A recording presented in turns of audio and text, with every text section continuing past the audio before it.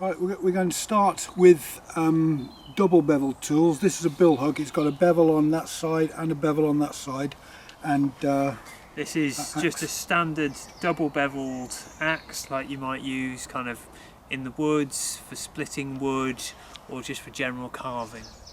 Firstly, the most important thing this bit to talk about is safety. Obviously these are sharp tools and they will be especially sharp when they finish sharpening them, and there is a risk that you'll cut yourself. Me and Mike, we're both experienced at sharpening tools and handling tools, so we're not wearing gloves today because it gives us more dexterity and we can get a better edge and more control. If you're new to starting out sharpening and you're unsure, it's probably sensible to wear some gloves that will protect your hands, thick leather or something similar. The other thing, whilst you're working with the tools, is you always sharpen with the edge away from yourself. So the edge is facing away from me, and then I will be keeping my hand behind the edge and sharpening like that. What you don't want to do is sharpen towards yourself, as I'm sure you can see how you could easily bring your hand in contact with the edge and something nasty could happen. Right, this is a canoe stone. That's what it looks like when it's new. It's considerably worn, that one. And this is a cigar stone, both descriptive of the shapes. So, using water as a lubricant, I'm supporting it on this bench, and you can use either a rotational movement or a back and forth movement. I usually use a combination of both. If you watch the edge, you can see where the stone is cutting. I'm wiping the abrasive paste off, and you can see where the bevel has been sharpened. I'll do some more, and you see the material of the stone for mixing with the water to form that paste, and you can see that when that's near the edge, that is going to be sharpening. Now this has got two bevels, so we use the other side as well. Do some work on both sides, otherwise you end up, one bevel ends up getting bigger than another.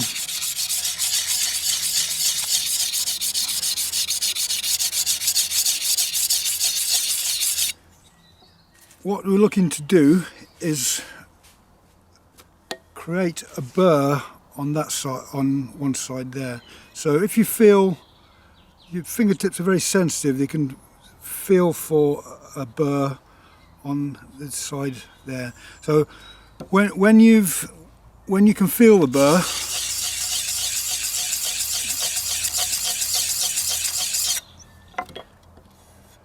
then you go to the other side and just a few light strokes, and you can feel the burrs taken off. And make sure, what can happen, you can put it back onto the other side, so it's worth checking the other side just to see. So cigar stone is used to get into the curve bit there, like that. You can also use the small part of the canoe stone as well. It's very tempting to lift the back of the stone to produce a burr quicker. This must be resisted, this tendency, because you get a burr a lot quicker, but eventually the bevel will become rounded and it will have to be ground flat again.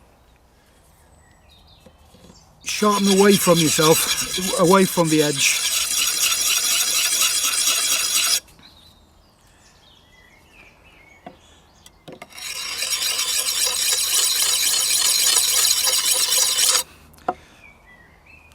We're looking to again raise a burr in that area, and then when you've got the burr raised, you can just a few short strokes to remove it.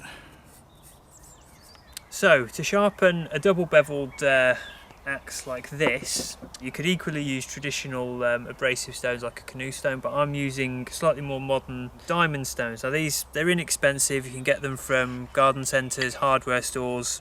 These ones are nothing special, you can spend quite a lot of money on them if you want, but they all do the same thing, but they have the advantage of they're quite clean and fast cutting, and you don't necessarily have to use water with them, even though it can help. So to begin with, I'm going to be using this flat one here. I'm going to just give it a little bit of water, which just helps clear away some of the metal as you're sharpening. And I'm just going to start, again, I'm following the angle of the bevel that's already there. And because this is a curved bevel, I'm going to just kind of maintain that curvature that's already there, working in a circular sharpening motion.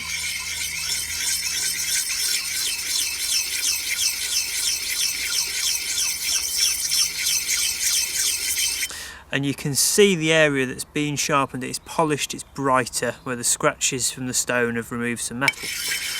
And you can also see that I've not quite made it towards the edge yet.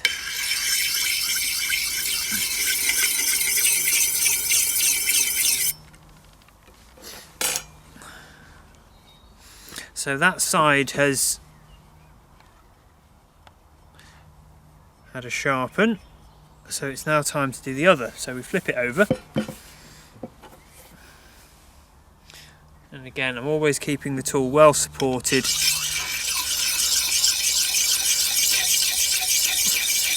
Just using a standard stone, it might be a bit slow, or you might not make good progress in raising the burr. So what I've got here is it's more kind of a diamond file. It's a coarser sharpening medium, and it'll remove metal faster, but it won't leave as good an edge. So I'd use this to get the bevel and the edge to where I want it, before then moving over to the finer stone, which would just leave a sharper, keener edge afterwards. Now, it's important with a conventional double-beveled tool to sharpen evenly on both sides. And you can do one side in one go, or you can kind of keep moving between the two. And once you have that burr, and you can just feel it, just a light pass with the stone again, just to eliminate it. And basically that's your tool sharp. Once you've got an edge, you can further refine it by using what's called a strop. This is a piece of leather glued to a piece of plywood, and it's impregnated with this buffing crayon, which has abrasive in the wax. So you put some of the wax onto the leather, and then you can use this like you would stone to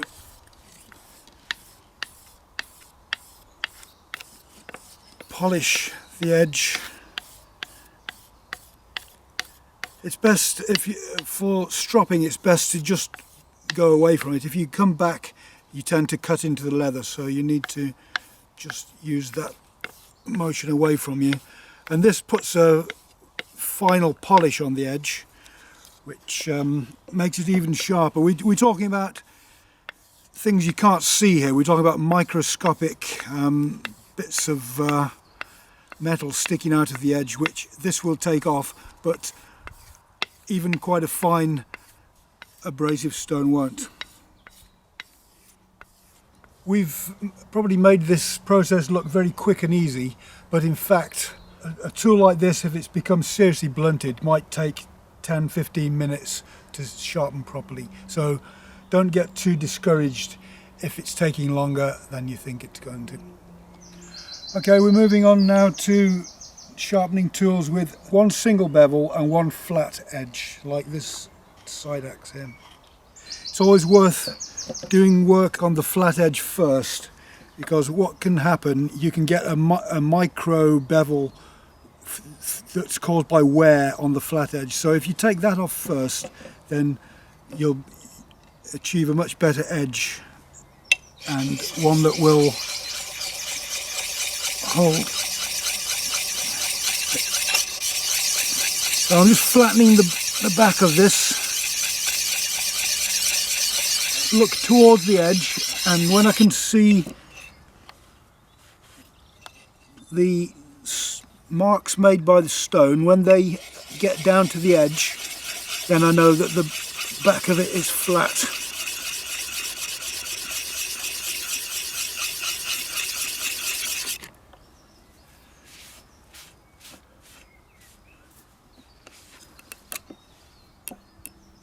That's okay. Well, again, the stone's got to be completely flat on there. You mustn't be any lifting of the back of it, otherwise you'll create the bevel that you're trying to get rid of. So once you've got the back flat, you can move on to the beveled face, and it's similar process to double beveled, but you don't have to keep turning the tool over. So, feeling for a burr again, and just a few passes will take it off. If you want to test the edge, you can run your finger across it, not that way and not that way, but across, and you can feel when it's sharp. But be very careful when you do that. So this is a draw knife, and it's again, it's a single beveled tool, like a side axe. My preference is I tend to work the small bevel first rather than getting onto the back. There's not that much in it, but it's just how I've always done it, really. And again, I'll be using diamond stones, and this isn't that bad. It needs a maintenance sharpen rather than anything too severe, so I'll just start with the finer stone. So the draw knife it's got quite a small bevel compared to something like an axe, so there's more possibility that the angle of the stone won't match the bevel, so you have to be very, very careful to maintain that bevel angle. I'll do a few passes, and then I'll observe the scratch pattern on the bevel just to see how it's falling, and that's reasonably consistent with the rest of it, so I'll carry on at that angle. But again, just being very careful not to drop or lift the sharpening stone too much, because otherwise you'll end up distorting the angle of the bevel and you'll have to regrind the tool.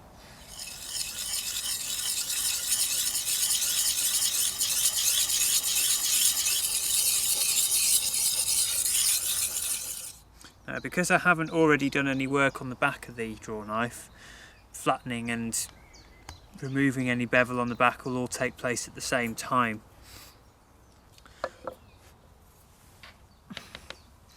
And you might be able to see there are some areas along the edge that are more polished than others, which sort of shows which part of the blade I've been using more, and they're going to be a little bit low. So as I flatten the back, what I want to be seeing is the scratch pattern from the stone extending all the way along the edge to show that the burr's been got rid of and it's nicely polished.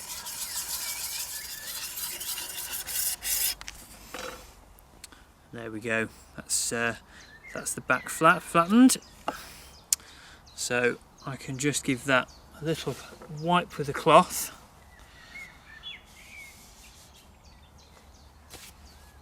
And because it's quite a fine tool, the draw knife, I'll polish it with a strop just to get a really fine, good cutting edge.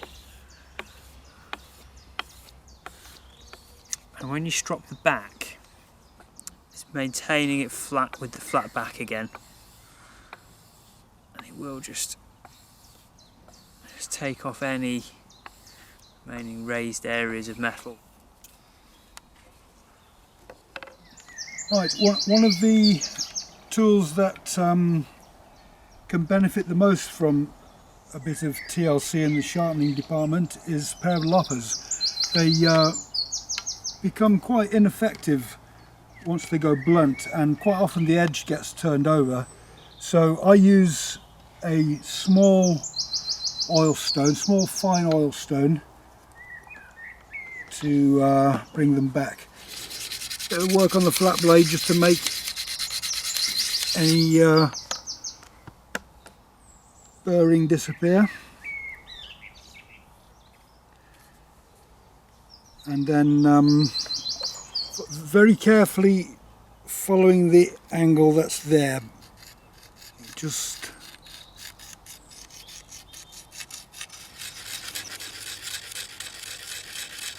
that's the idea. It's always worth keeping loppers nice and sharp, because they can cut about twice the diameter of what blunt ones can cut. especially these geared type ones.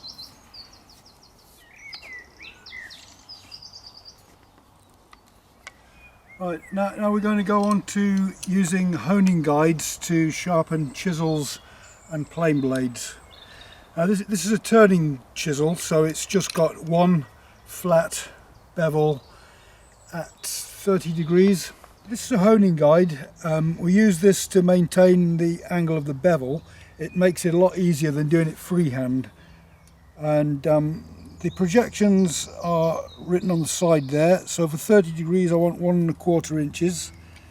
So I set it to there and then tighten up the screw. And that will give me a 30-degree angle. And I'm on the fine side of the stone because I'm not required too much taking off, I don't think. So this is an oil stone. We're using oil for a lubricant now instead of water. So put some oil on the stone and move the tool backwards and forth. You try to use the whole area of the stone to make even wear.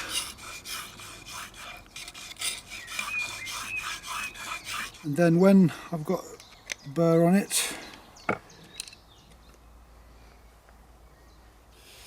couple of light passes with the chisel very flat.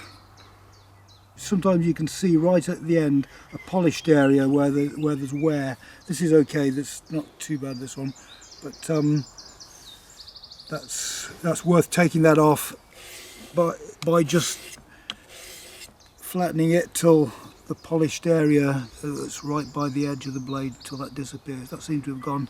Now I test my chisels, see if they're sharp, by running it along on a nail, and you can feel it catching in the nail when it's properly sharp. Some people use a ballpoint pen or your plastic or something like that. So this is another single beveled tool, part of a tool. It's a plane iron. Now again, there's a flat face there, but these they run on a double bevel, so they have the main bevel is ground at 25 degrees, and you can use a very coarse stone to produce that, or a traditional way is to use a grinder because it doesn't go right to the edge. And then they have a final angle bevel of 30 degrees towards the edge. Now I'm using these diamond stones here, so they're a very solid, very flat sharpening stone, and they're very quick and clean cutting, but they also have the advantage that they don't wear in the same way that a water stone or an oil stone wears, so they stay flat. Now I've also got a different type of honing guide here, which I'll use in a minute, but it's also possible to sharpen freehand without honing guide, but it requires a lot more concentration to maintain the correct angle on the bevel, which I would say is actually slower than using the honing guide because you have to be so careful.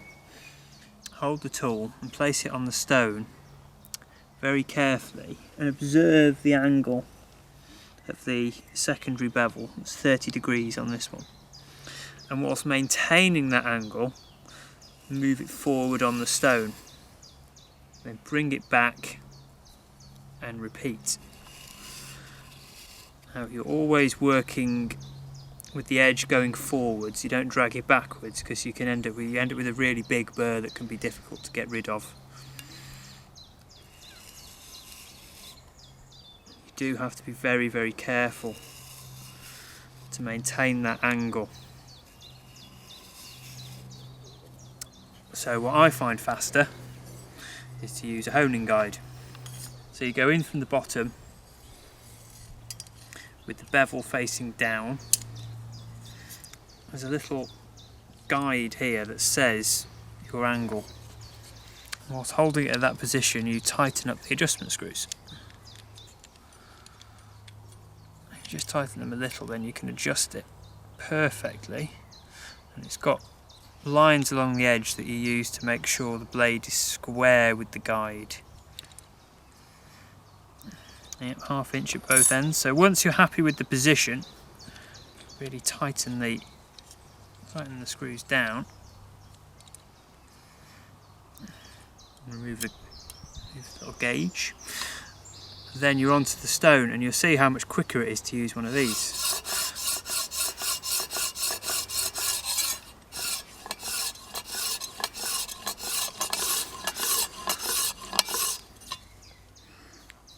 This is a fine woodworking tool. I've started off with a coarse stone, 300 grit. I'm now going to move on to a much finer stone to refine the edge. This 1200 grit.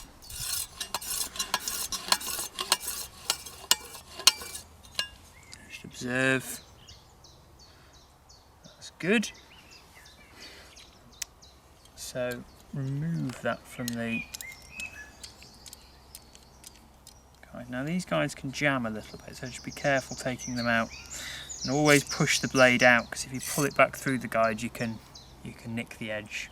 I just lap the back of the blade. I'm just going to start with the coarse stone. There's a bit of rust on the back, and it looks like it might have hollowed out a little bit. Place it on the stone. Just medium pressure onto it. Just along. And you don't need to work the entire width of the whole plain blade, just the bit that actually does the cutting.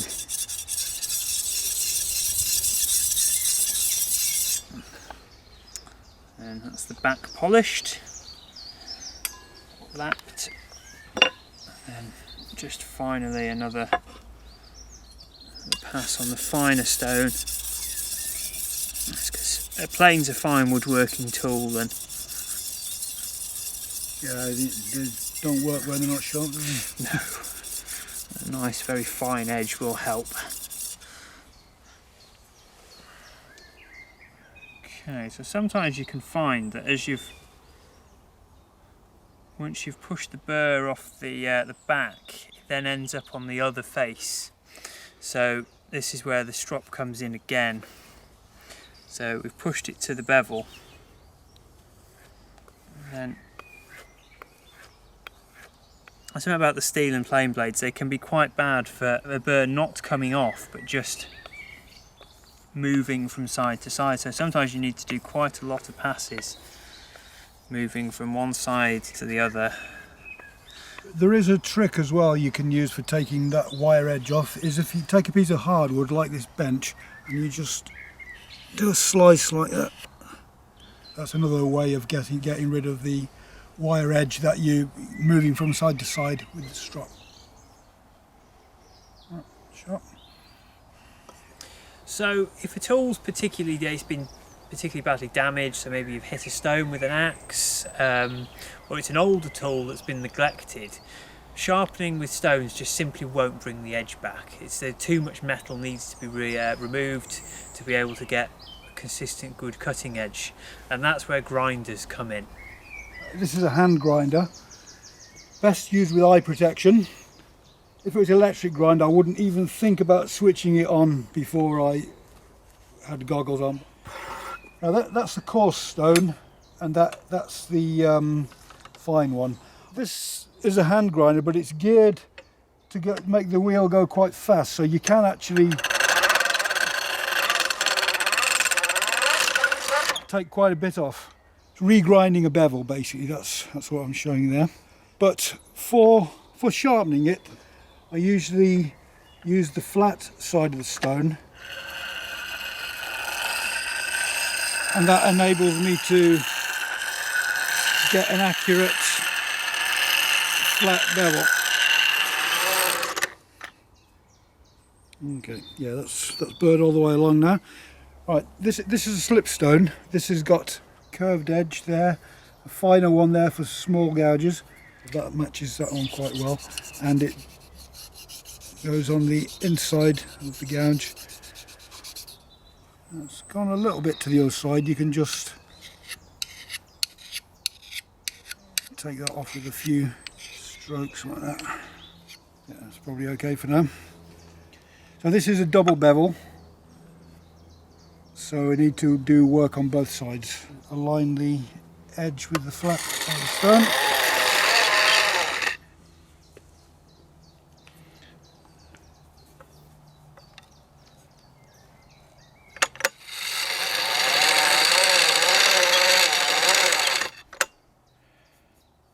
Yeah, that's looks pretty good. Yep, that's sharp. So there's two types of grinder generally that we could use. There's more traditional grinders which are hand powered. They turn slower and with the force of your body, so they're more controllable and less likely to damage tools. Unfortunately, these aren't in production anymore, so they're becoming increasingly difficult to get hold of. What you're more likely to find is a modern electric grinder like this one here. This one here is my grinder. It's got a grinding wheel on the one side and this one's set up with a linisher on the other. Now the linisher is quite good. That's quite effective for grinding flat bevels on tools, and it runs a little bit slower and a little bit cooler than a standard grinding wheel. You must only ever use sort of the edge of the wheel along here. You don't ever use the side. Heat will build up within the steel as you're grinding the tool. Now this can take the temper away from the tool and potentially ruin it. So it's really important that as you're going, you feel the temperature of the steel, and when it starts to get hot, you quench it in water just to keep the temperature down. The other risk, because they turn at much higher speed, is you have to be very careful of safety. Always wear some form of eye protection. The wheels turn very quickly and things can become caught within them. So you have to be careful what your tool rests are set correctly, and basically the grinder is set up appropriately, and that's kind of beyond the scope of what we're talking about today. I can't stress enough how there is quite a lot of potential to damage a tool using a power grinder, so you want to be careful that you know what you're doing before you go and use something that you care about on it. Right, we've covered quite a lot of area here, and whether you use all the information we've got or not, it's up to you, but there are probably some things are more appropriate than others. As I said before, sharpening's a very individual thing. You'll find your own way into how to do it, and as long as you just follow the basic principles. Don't forget safety. Remember, gloves is not a bad idea. You lose your fingertip sensitivity with them, but they can protect you from cuts, and if you're using a grinder, don't even think about turning it on without any kind of eye protection. Like any other skill, it's not something you can just pick up straight away. It takes perseverance, it takes practice, and just keep trying. Thanks for watching. I hope this has been useful. Certainly do.